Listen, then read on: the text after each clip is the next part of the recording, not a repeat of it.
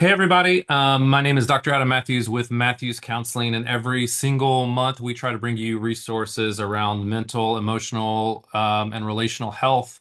And it is March, so it is Women's History Month, and Women's History Month is a time where we really want to recognize the many ways that women contribute to our world, and a lot of those contributions are celebrated publicly, and while others are quiet and behind the scenes. And today we are talking with one of our amazing therapists, Kacie Salamanca, about the unseen labor and mental load that women deal with on a regular basis in families, and want to talk about kind of why this happens, how it affects emotional health and relationships, and more importantly, how families and couples in particular can find more balance in this. Kacie, first of all, welcome. Hi.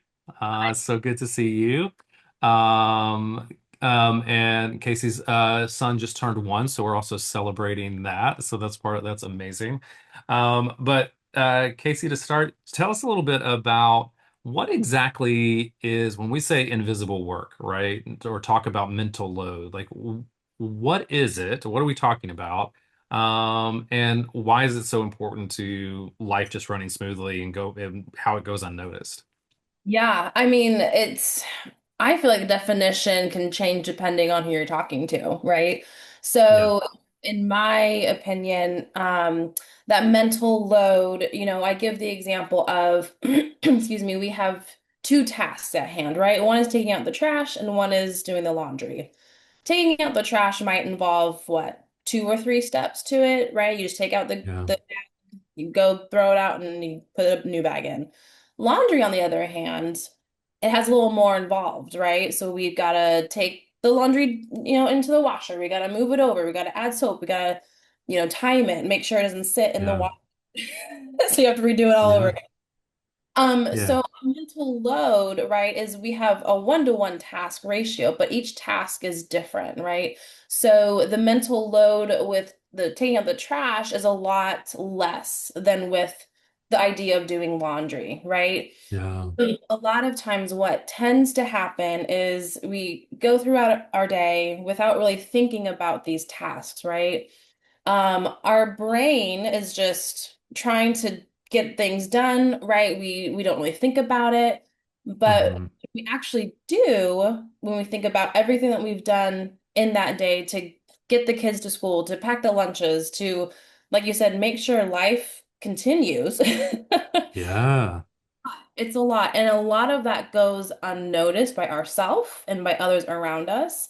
Mostly because it's just something that has to get done, right? And Yeah. typically, this is a very general, very maybe stereotypical view of women's roles, right? Not every family has the same role. Yes. Yeah. But typically that role falls onto the moms and the women in the family, either because socially, that's kind of how, especially in the Western, world, that's kind of how we've been raised. Yeah. And culturally, right? So there's just a lot of environmental factors that also go into that. Yeah. Um, but one thing that I did find interesting when I was doing some research is that biological female brains are actually wired differently than Mm. biological. So, meaning a male's brain is wired um, front to back and back to front in the same hemisphere. So that makes it easier for them to do like, one task things, like get things done, like very task oriented, which is kind of what we see in typical males. Whereas women, we cross the hemispheres, right? Oh. That's why we are better, quote unquote, with multitasking. Because Yeah. if you look at a scan, it's crazy. Hmm. It's just Yeah. all right. That's So interesting. logically, yeah, our Yeah. brains are wired to um uh, uh, navigate, I guess, that role. Is it healthy or can it become unhealthy? Absolutely. Right. Which is what we're talking about right now, right? That invisible load, the mental load of over, Yeah. and I think that overproduction, that overfunctioning can lead to Yeah. unhealthy. Mhm. Yeah, that's so interesting about how our brains are wired. I mean, I'm fascinated by brain chemistry anyway, but like that whole idea that it's just kind of going back and forth which kind of leads me to think about the idea that you for again we're kind of really this is typical we're kind of zeroing in on Right. what happens heteronormative families, right? Like gender traditional gender roles and what that's done, but that idea that for most men you could put a task in front of them and they could complete it, right? But that it's that anticipatory planning piece that becomes really part of it, like challenging, right? Because I find this myself is that I often find I go all of a sudden it's 5 o'clock and I haven't thought once about dinner and what's going to happen Mhm. for dinner, That's my right? first. Um, yeah.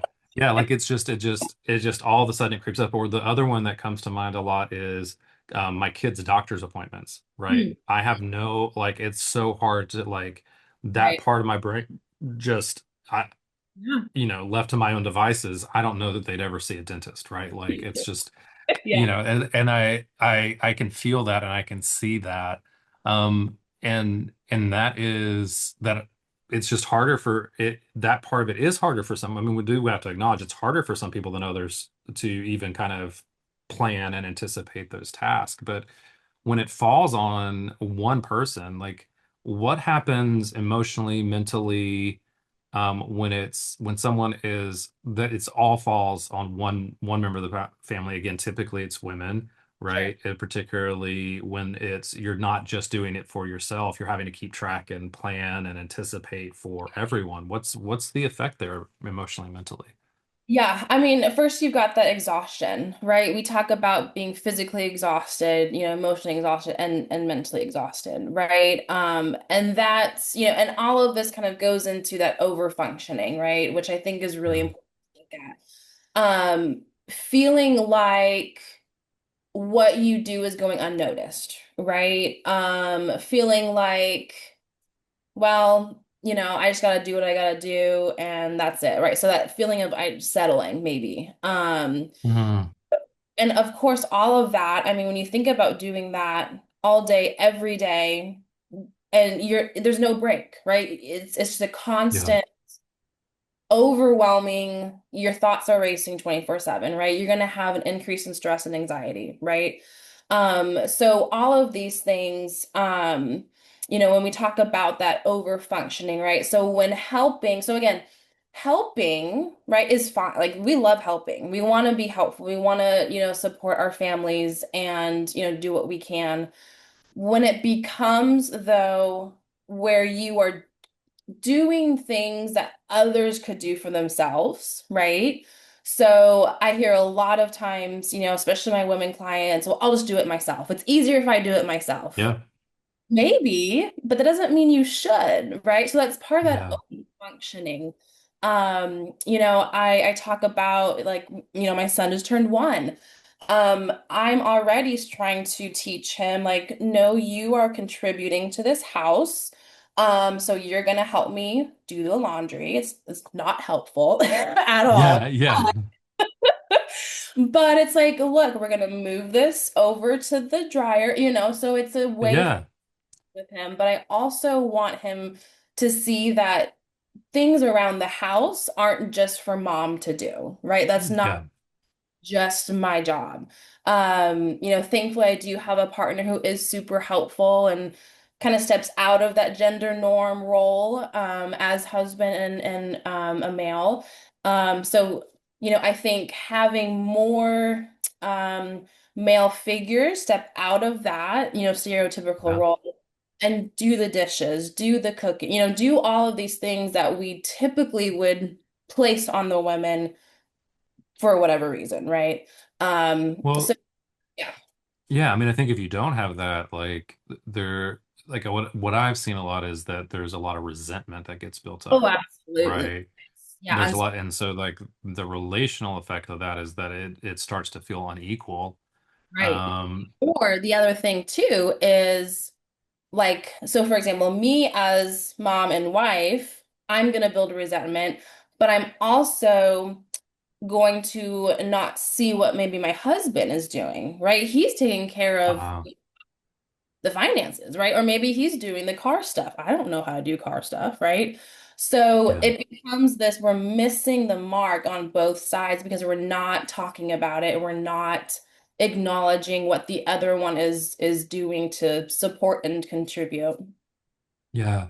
And there's tell me if this crops up, I mean either for you or for clients you see as well, of where it you start to feel trapped in your own life, right? Like this feeling of it takes away when I'm anticipating this, so tell me if this is wrong, but if I'm responsible for everybody else's needs for planning the whole house, for making it run smoothly, there's a sense of like I'm trapped in this role. I'm starting to disconnect from myself. I'm starting to my needs aren't going to get met when that's happening.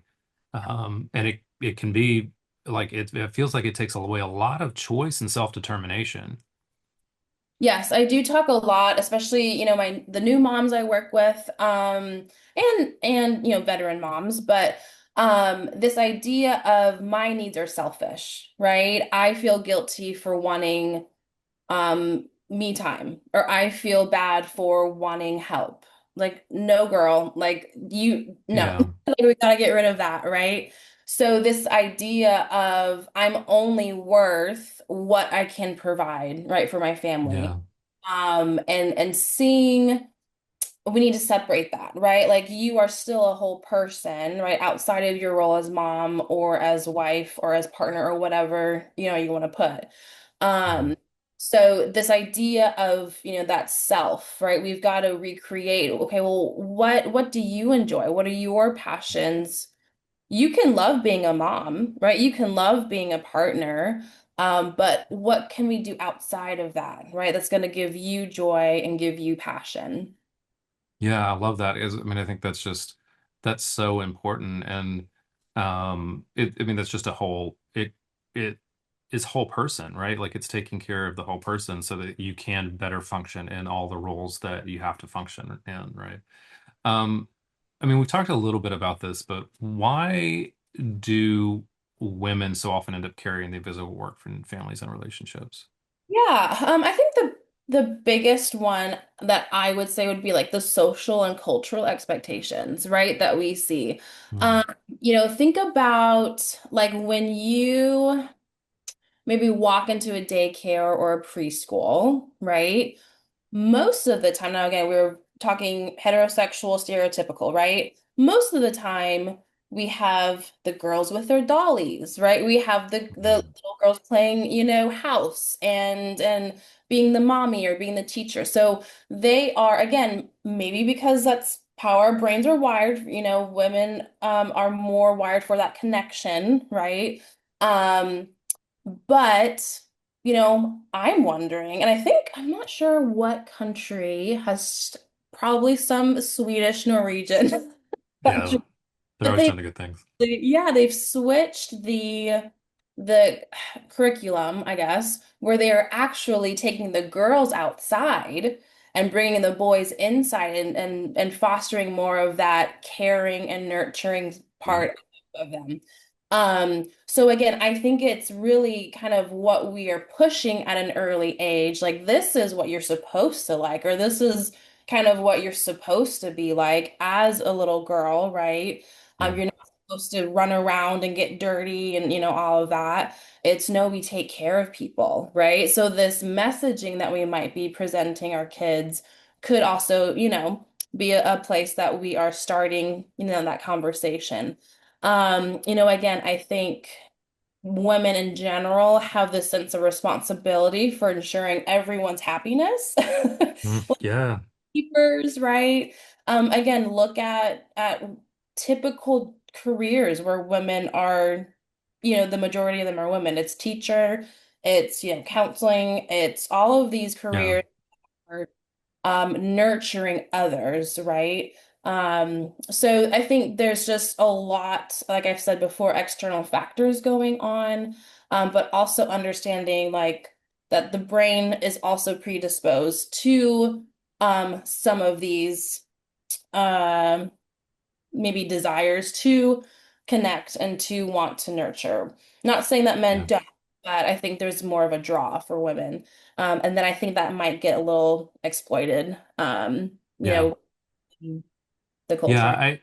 I agree. I think it's just it's baked in, right? And if we don't, I think what you're talking about is if we don't, like, even what you're doing with your son, like, if we don't actively push back against that, or if they're not actually taught about how to kind of start to see that, and then it is that then we just kind of go along with what feels like what feels normal Sure. is kind of just baked into our culture, and Right. we do have to kind of push back against that a little bit for that to be different. And there's also this sense that of making this idea of making the invisible work visible. And so I'm interested in kind of your thoughts about how do we do that? What does it look like to make the invisible work visible in a family or in a relationship? Yeah. So one big thing that I love, because I mostly work with children, but visualization, right? Visually seeing things for some reason, it just makes it a little more real, right? So, in our home, we do a lot of like we have a family calendar or a family to-do list where everything is on that list for the day or for the week. And it's not specific to any person getting it done. It's, hey, if you see this need that hasn't been met, that means it's your turn. That means just because you Yeah, took the trash yesterday, right, doesn't mean you can't take it out today. And so visually putting up what needs to get done, and kind of, again, I think talking about it, right? Um, I also think being vulnerable about when it's feeling like it over functioning, right? Or when it's starting to yeah, feel like it's getting too much. Like, hey, I'm at 20% today. Like, can you take this, off my plate today? So that communication from both, partners or parents or whoever you live yeah, with. Um, I think a lot of it too is getting the kids involved. That's what I tell a yeah, lot of because I think, again, it's easier, right, if we just do it. But yeah, I think, having the kids age appropriate, obviously, but if they want to choose a night where they plan and cook dinner, right? Okay, great. You got that, right? So that's one thing off your plate. Granted, we have to supervise.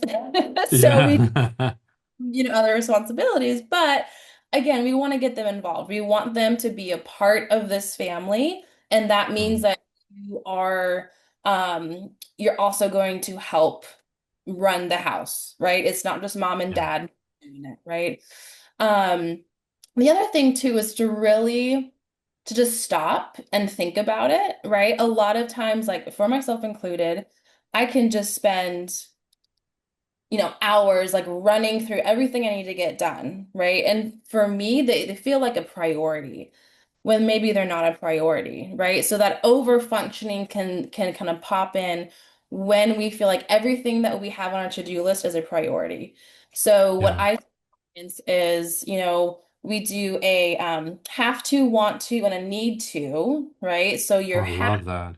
yeah, it's great. I love it. Your have tos are like you're within 24 hours, like we have to get this done. We're going to start with that. We're not going to worry about anything else, right? And that doesn't mean we're having 10 have tos, right? It's typically two or three. And then our need tos are, okay, well, I need to get this done within this week, but I can have some wiggle room. And then your want tos, I like to call those the sprinkles, right? So those are the things that we want to do to fill our bucket, right? Go for a walk. If you like to bake, bake something fun for you, your little self-care thing. So we want to sprinkle that throughout. So that way we're getting, some rest. We're also doing fun things throughout the week that bring us joy. So Mm, sometimes that can help kind of categorize our tasks. So it's not feeling like I have to get these gazillion things done today. Mm-mm, right? No, that's not realistic. That's not what we need to get done. So really stopping and thinking about it can be Yeah. helpful before we just jump in and do it. That's awesome. I love that. Mhm. I also, just to throw it out there too, so Eve Rodsky's Fair Play cards are fantastic as well to really kind of start to divvy up some of that as well. Um, Kacie, like if you want people to take one thing away from our conversation, anybody that's been listening, what's the one thing you want them to take away? Um, that's a good question. I think just because I'm coming from a week of having these conversations with women, especially, Yeah, yeah, I think there's a sense of isolation sometimes when, especially moms, it's like that feeling of I'm stuck, right, in this. I don't know what to do. I just have to get everything done, right? I think knowing that this is unfortunately a common occurrence that we see, especially with moms and new moms, yeah, um, kind of understanding that this isn't an isolated event, right? You're not alone in this. I would yeah, encourage anyone who feels like they're, stuck in this invisible load or this invisible work, to reach out, right? To ask for help. And it's not a weakness, right? It's not anything to be ashamed of. Um, I think we're supposed to be in a community, right? We're supposed to be a part of a tribe, right? Where we help each other out. So unfortunately, with our Western society, I think we've really shifted the opposite direction where we have to yeah, do everything by ourselves, and if you don't, then it's shame, yeah, right? It's like, yeah, no, that's not yeah, hired, right? That's not what we're supposed to be doing. yeah. So really asking for help. And it's okay to do things for yourself, right? It's okay to take time away from your load and your work and do something that is meaningful for you. Yeah, I love that. And I think that's so important is that you're not alone in it. It is important to be able to reach out for help and figuring that out either with your partner or with trusted friends and family. But the other thing that you can do that, we do is always promoting is getting into therapy. If this is you, if you're feeling overwhelmed or overloaded by the invisible load that you're carrying, and it does feel really isolating, or you're disconnected from yourself and that. Like we have a lot of therapists, a lot of amazing therapists like Kacie who can help. You can go to mathewscounseling.com, mathewscounseling.net, sorry. And we see all of our therapists there, and find one that is right for you that can help support you as you kind of start to unpack all of this. All right. Kacie, thank you so much. And everybody, we'll see you next time. Bye, everybody.